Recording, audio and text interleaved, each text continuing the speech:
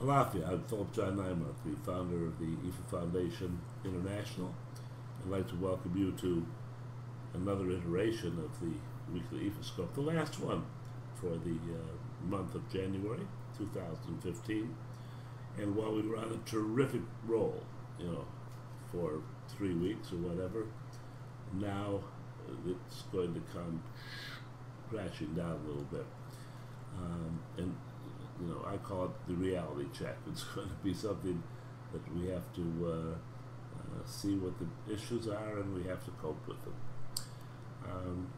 The energy itself is Edie on the temporal everyday side, and Edie is about all of Oshun's traits. It exemplifies all of Oshun's traits. And by the way, in one subset of that, it's very interesting. We were analyzing many of the Odus here, as we do all the time, and the Odu, which suggests that Oshun has the babies, it conceives the babies, delivers the baby, and then somehow gives it over to her sister Yemoja,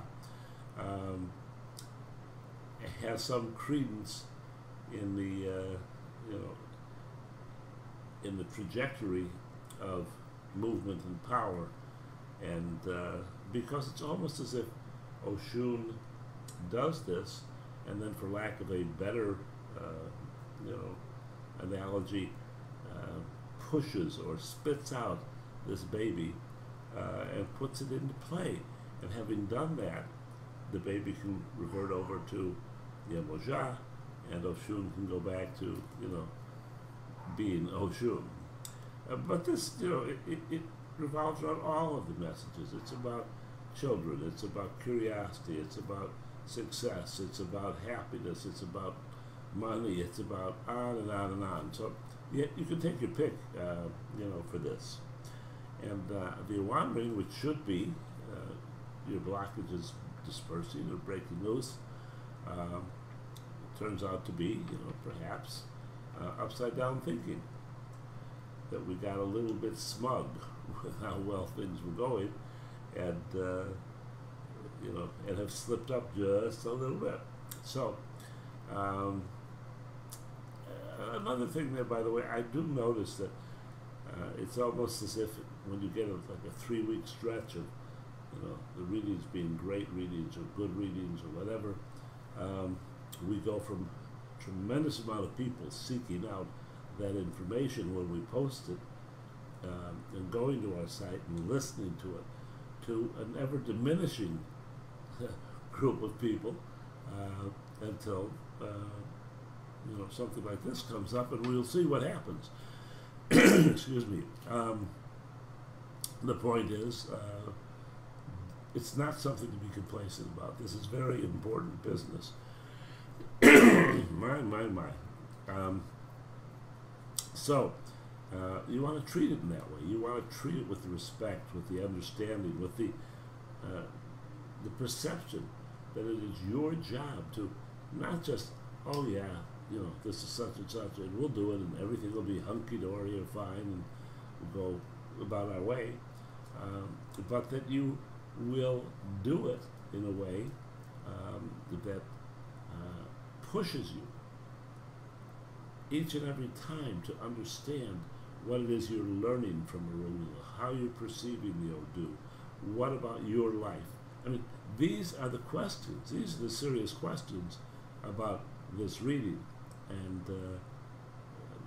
that's how it all works. We have to bring our understanding of this to the table. And each and every week, and each and every month for the Ikufa, and for on and on and on, our perception should become better, our understanding better, and we should look at the Odu and look at what's going on, with a much greater sense of comfort and familiarity, no matter whether it's Ire or Eb. Because when it's Eb up here, we're going to take it back down and we're going to change it. The big question, of course, is why? What are we going to do? How's this going to work? Well, that's how you're going to find out. The the Caspary B is Ogbiotura, suggesting that the Big Bang Theory, the stream of opportunities, some good, some bad, some long-term good, some short-term bad, are occurring, and it is up to us to select the right one. And on the emotional spiritual side, it is about Otura, which is about doing something differently. Let's do something differently this time. Something which we thought we had down, and we didn't. And maybe it was we didn't understand it. Maybe it was we made the wrong decision. Perhaps it was that we couldn't deal with it. We didn't have the funds or the knowledge or anything. But now we do. And so if one of these things is happening in your life, and it comes up to a decision-making process, make the opposite decision.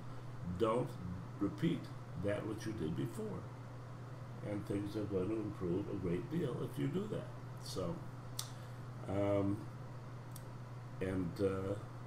if not, by the way, the intimation is that it's going to have to do with relationships, and that comes up, Ogimeji, which is a very, very powerful thing. And that throws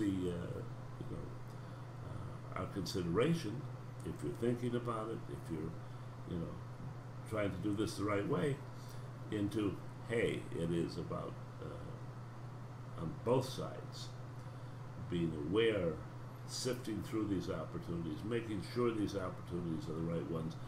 And if we chose the wrong opportunities prior to this, then it's time to rectify it and get on our way. The best energy, by the way, is going to be Osho-B. It's going to be to have a little bit of joy, and movement, curiosity, and then take all these, opportunities and make the most out of them. The coffee for the week goes to Yemoja, which is kind of nice because I told you the story. And it's peppercorns. That's from the,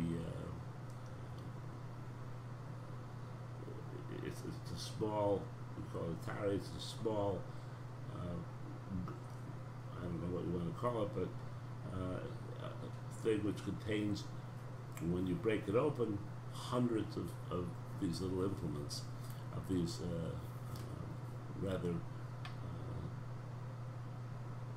I don't know, a very good pepper. In other words, I don't think anybody uses it for seasoning yet, but basically it would make a wonderful seasoning because it really is tasty. It's a pepper that we can use in our mouth as well, but that pepper should be offered to Yemoja. You can take Yemoja down. You can treat yourself to usually something that suffices for Yemoja, or use what you have. Hopefully you can have something significant.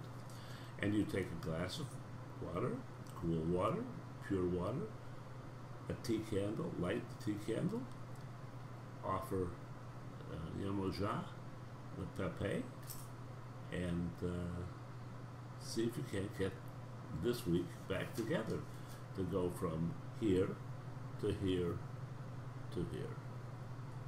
Until next week, love and blessings.